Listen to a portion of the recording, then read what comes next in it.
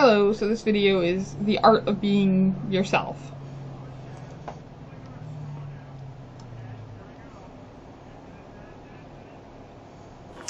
So the chances are you've looked in at least one mirror today. You had a shave, or you combed your hair, or maybe you checked your teeth for spinach after lunch. But what you didn't know is that the face looking back at you isn't the face that everybody else sees. It's a kind of reversed, distorted, back to front image. So some years ago I was on a flight to New York and I read an article in the FT, and it was an article about a phenomenon called a true mirror. And for the Americans listening, that's a mirror. So the true mirror was actually invented by a brother and sister team in New York called John and Catherine Walters. And what they discovered was that if you take two mirrors and you put them together at right angles and you take the seam away, the images bounce off each other. And what you see when you look in a true mirror is exactly what other people see when they look at you. So I land in New York and I phoned John up and asked him if I could go and see him. And I end up in his gallery in Brooklyn. And it was like being a sideshow in the circus. There were true mirrors, full length, face size, all over this gallery. And when I walked over to the true mirror for the first time and I looked in the mirror, it was one of the most disorientating experiences I've ever had in my life. The first thing you notice when you look in a true mirror is that your head's not on straight. So yours is kind of going that way, and yours is quite straight actually, and yours is going that way a wee bit. So apparently most of us tilt our heads one way or another. So when you approach a true mirror, the first thing you try and do is fix your head, but of course because it's reversed you go the wrong way. So it's very, very disorientating. But more importantly, I had a flashback. I had a flashback to when I was a wee girl. So I grew up in Glasgow. In case you haven't noticed, I am Scottish. But I grew up in Glasgow, and my mum, when she was putting her makeup on, I used to love sitting watching my mum putting her makeup on, you know, with my chin in my hands. And I would tell her occasionally, isn't it funny how one side of your top lip is higher than the other side of your top lip? And she'd look in the mirror and she'd say, it is no. I say, no, it's only a couple of millimetres, but that side of your cupid's bow is definitely higher than the other side of your cupid's bow. She'd say, Caroline, you're havering. And when I looked in the true mirror, there was the lip that I had been wearing at that time for maybe 45 years, and I've never seen it. So the difference is when you look in a regular mirror, you look for reassurance. You look for reassurance that you're beautiful, or you're young, or you're tidy, or your bum doesn't look big in that. But when you look in a true mirror, you don't look at yourself. You look for yourself. You look for revelation, not for reassurance. And this was deeply interesting to me, because what I do for a living is I help people be themselves, not in any narcissistic or solipsistic way, but because I believe that social reformation always starts with the individual. And when you look at remarkable individuals, and when I say remarkable or successful individuals, I don't mean monetarily successful. I mean people that have been successful at achieving whatever they set out to do. You'll find that the thing they have in common is they have nothing in common. These are people who, you know, work in many of the fields that I work in. I work with people in corporations, I work with captains of industry, I work with selected politicians, I work with geophysicists, I work with chamber orchestras and ballet dancers and pop stars and opera singers. And I've identified the thread that links them. These are individuals who've managed to figure out the unique gift that the universe gave them when they incarnated, and then put that at the service of their goals. I think that we all come complete. We come complete with one true note we were destined to sing, and these are people that have managed to figure that out. And it doesn't dictate your choice of job. What it dictates is how you do it. And when we see these people, we invariably call them larger than life. You know, you'll see somebody like Roberto Benigni and you'll say, oh my goodness, Eve Ensler, she's larger than life, which always makes me smile. Because how could you be larger than life? Life is large. But most of us don't take up nearly the space the universe intended for us. We take up this wee space round our toes, which is why when you see somebody in the full flow of their humanity, it's remarkable. They're at least a foot bigger in every direction than normal human beings. And they shine. They gleam. They glow. It's like they've swallowed the moon. And all the work I've done has led me to believe that individuality really is all it's cracked up to be. In fact, people who are frightened to be themselves will work for those who aren't afraid. Now, your job is not to be anything like any of the people that I put up behind me. In fact, your job is to be as unlike them as you can possibly be. Your only job while you're here on the planet is to be as good at being you as they are at being them. That's the deal. So I want to start today by asking you an incredibly personal question. Not the one that says, why are there so many syllables in the word monosyllabic? No. Not even the one that says, did you know that Britney Spears was an anagram for Presbyterian? No. Something a wee bit more pivotal. In fact, this is a question that's been looking for you your whole life. It's probably the simplest and the most complicated question you'll ever ask. And yet, how many times in your life has somebody offered you that well-meaning piece of advice that you should just be yourself? How many times have you said it to somebody else? One of your kids comes to you, or one of your team comes to you, and they tell you they're nervous, they're scared, they have to go and do something and their bottle goes. And you say to them, darling, just be yourself. Because when you're yourself, you're fabulous.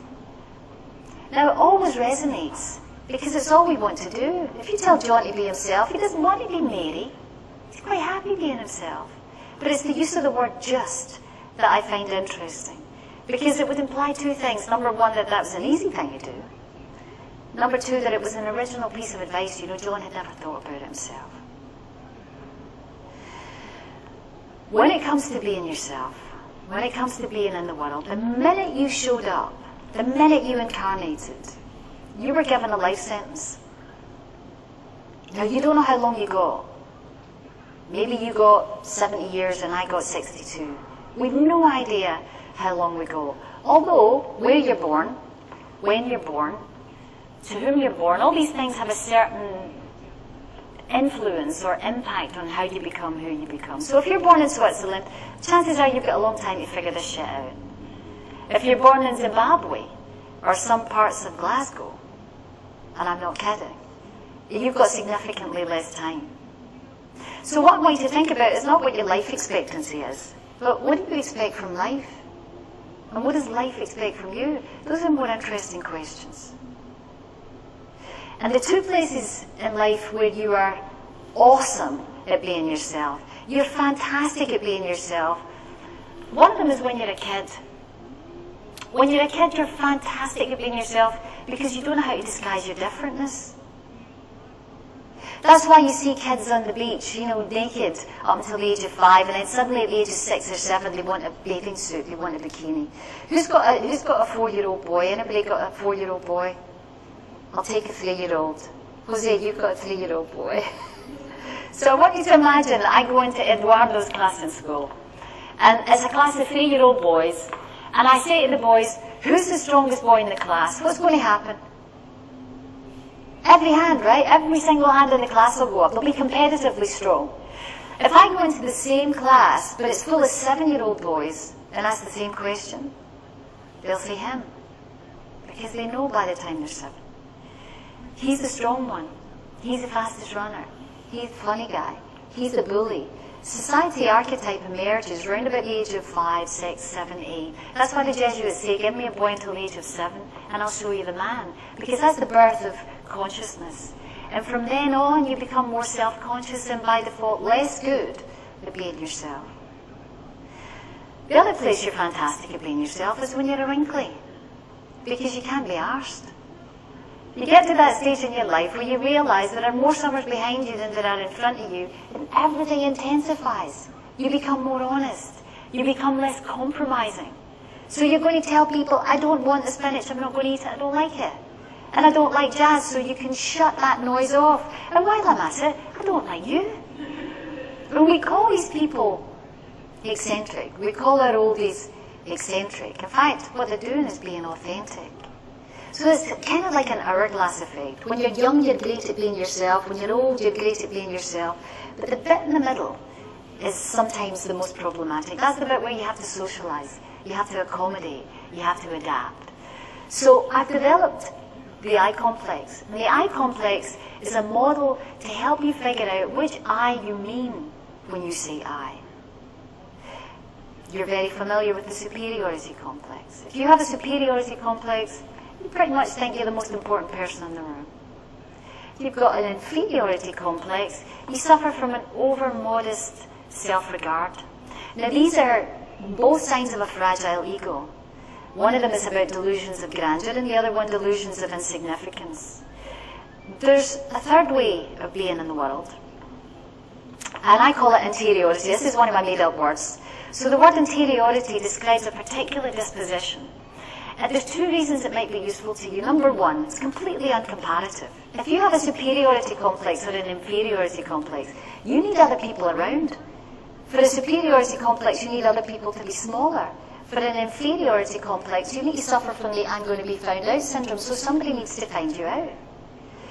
Interiority is entirely unrelative. So to operate from this position of interiority, it's like a perceptual vantage point. It's a sensibility. It's an orientation. And it's the only place in your life, the only place in your life, you have no competition. Try and find a comparison to yourself and you'll draw a blank. So I could talk to you about interiority till my tongue bleeds, or I could just show you what it looks like. So I want to introduce you to a woman called Jill Scott. You might have her on your iTunes playlist. But Jill's a singer and she's just about to go on stage and perform. And in case you missed the question, there's a French filmmaker who's filming her. She's going on stage after Erykah Badu. And he says to her, are you nervous, you know, going on after Erykah? And I want you to listen to what she says. That chick right there is definitely led the way for me and a lot of other sisters. You know, I appreciate it. Are you nervous you're going to perform after her?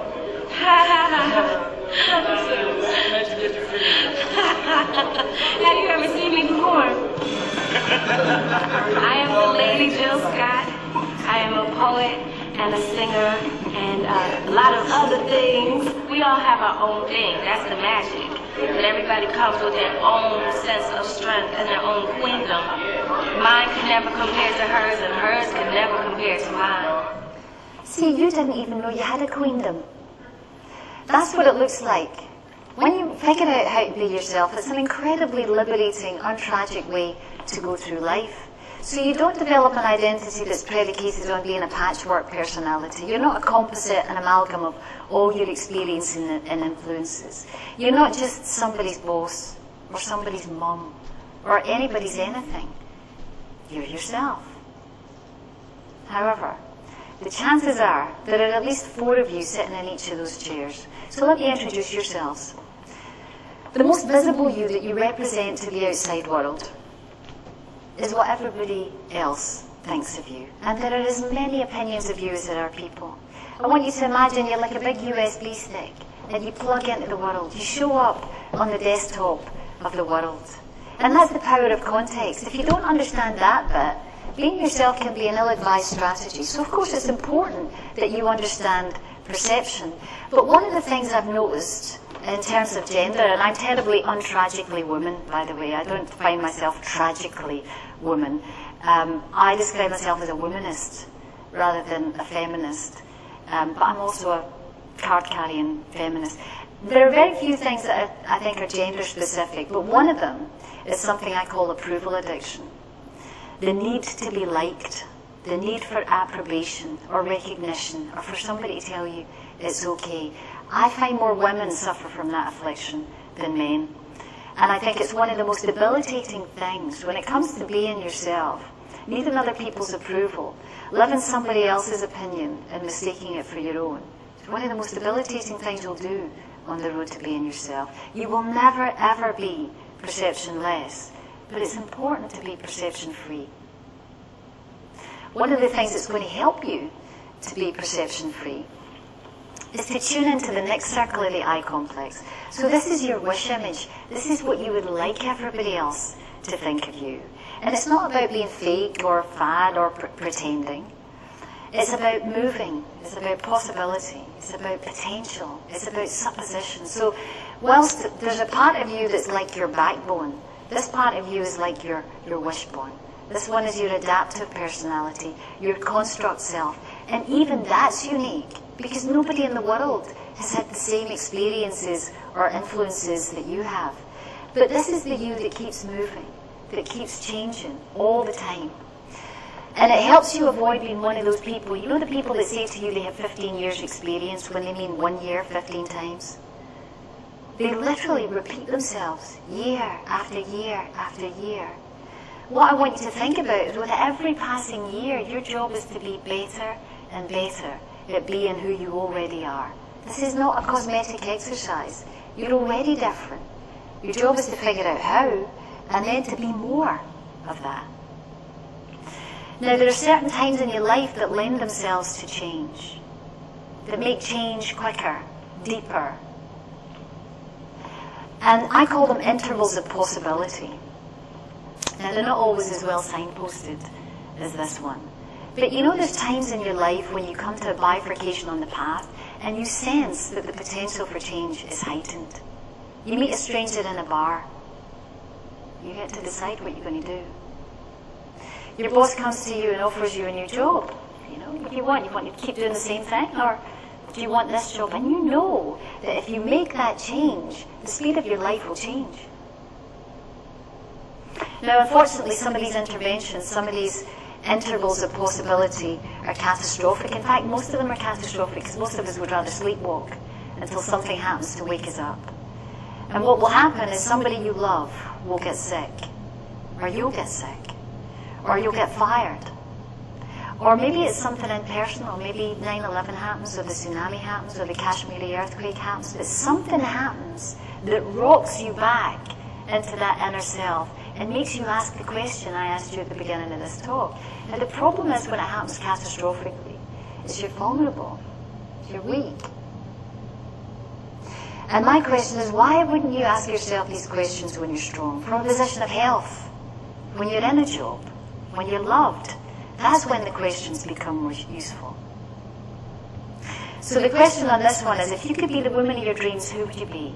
And my tongue's nowhere near my cheek when I ask you that question. The thing that might stop you being the woman of your dreams is the next circle. And that's what you think of you. So now you've got what everybody else thinks of you, what you would like everybody else to think of you, and this is what you think of you. And you have good days and bad days, right? There's days when you wake up and you think you're the bee's knees. And other days you wake up and you can't even say your name. Even your cell phone feels too heavy. So on the days you wake up and you feel that you're the bee's knees, it's not even like you've got a reason. It's like free-floating joy in your body just looking for a target. And you know how it feels in those days because you just think, somebody give me an audience, I'm on fire. Quick, point me somewhere. And your hair's fabulous and everything just works. Everything works on those days. But the other days, nothing works. Your legs don't work. Your mouth doesn't work. The word thief comes and steals your entire vocabulary. Those are two extremes of your ego. And one of them is about self-congratulation, and the other one is about self-castigation. Now, your entire life, I don't care who you are, I don't care how old you are, your entire life, from birth up until now, has been about building a stable relationship with your ego. You need an ego to live in a Western capitalist world. If you didn't have an ego, you'd be toast. But your challenge is to take the ego from its dominant position and pull it back so that it's in service to yourself. That's when it becomes useful. And in order to do that, you've got to find the still point right in the middle of those two extremes. So that's what I would call equanimity or equilibrium. And it's the kind of state of mind that cannot be perfumed in any way by anything that happens outside you. This kind of confidence that comes from that is like the confidence of the sky. Right now it's dark outside. But you know if you went up on a plane, even in the stormiest of days, the sky's brilliant blue underneath. So when you look at this sky and it's made a rainbow and it's absolutely gorgeous, there's no question that the sky's up there going, oh, did you see my rainbow? Or when it's a terrible, grey, gloomy day that the sky's going to apologize. No, the sky just is. Because the sky sees the impermanence of the clouds and the impermanence of the rainbows. And you have to develop an inner state of mind that's as impervious to all the good shit and bad shit that happens to you as the sky is to the weather. Now, we would also call this, in a Western context, we would call this feeling a feeling of humility. And I had one day last week where I got to work with UK Sport.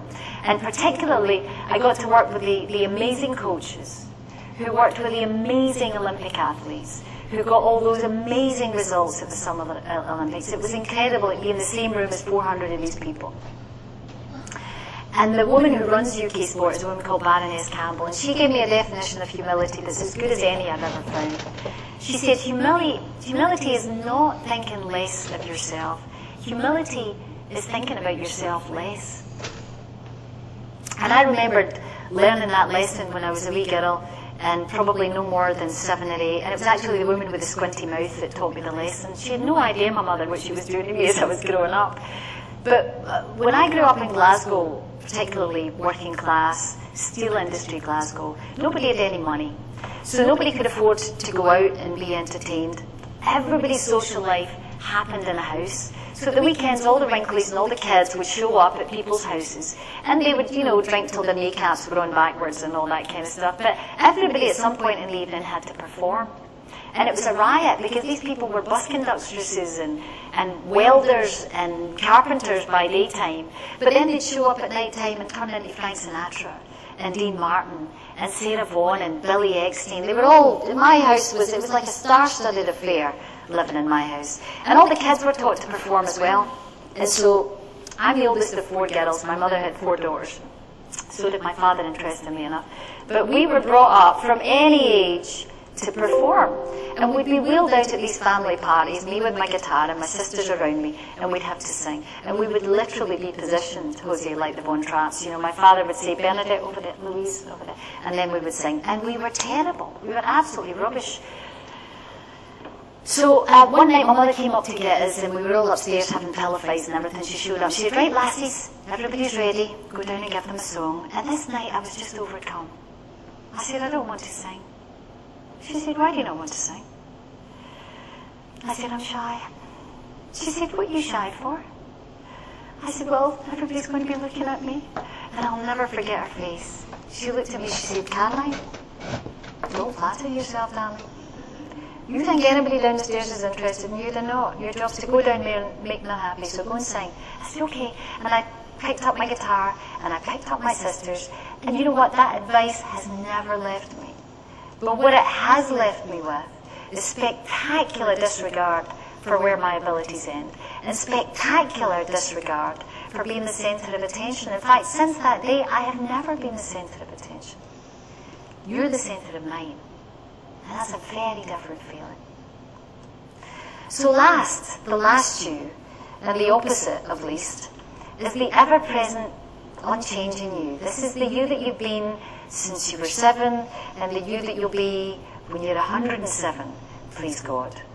I spend a lot of time in India, and in India you're raised with this feeling that you're a spiritual being who happens to be in a physical body. Whereas we in the West are much more into our physical bodies, and then if we get old enough and long in the tooth enough, we kind of get interested in spirit.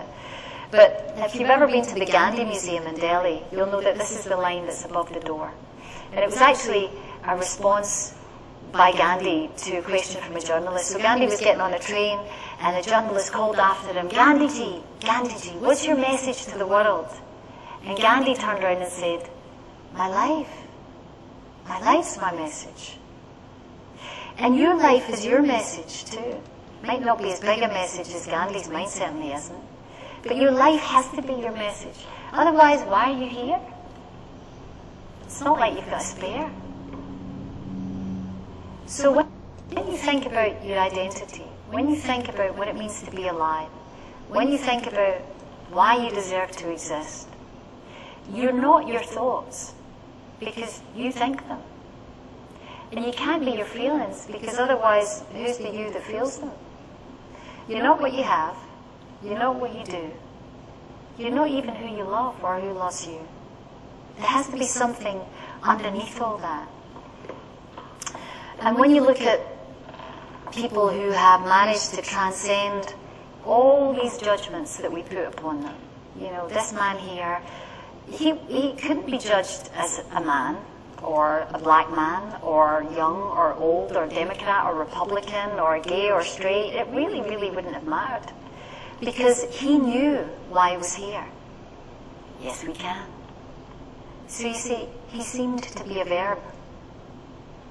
And even when you're born without many of the attributes that some of your peers may have, even when you're born in a way that may lead you to feel impotent, if you can tap in to that voice, if you can tap into that inner voice that I've been talking about, you might just end up being, at 12 years old, the youngest person ever called to the national world champion swim team.